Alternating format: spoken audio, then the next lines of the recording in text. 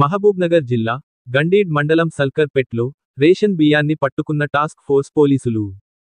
పట్టుకున్న 4 క్వింటాళ్ల బియ్యాన్ని మహమ్మదాబాద్ పోలీస్ స్టేషన్కు తరలింపు.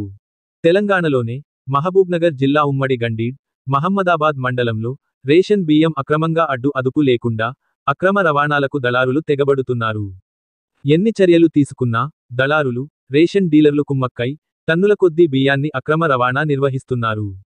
రేషన్ షాపులోనే ప్రజలకు ప్రభుత్వం ఉచితంగా ఇస్తున్న బియ్యాన్ని 10 రూపాయలకు కొనుగోలు చేస్తున్న డీలర్లు. అంతేకాకుండా ఇంటింటికి తిరిగి రేషన్ బియ్యాన్ని 10 రూపాయలకు కొనుగోలు చేసి అక్రమ రవాణాలకు పాల్పడుతున్న దళారులు. ఈ అక్రమ రవాణాలకు ముగింపు ఎప్పుడో వేచి చూడాలి మరి.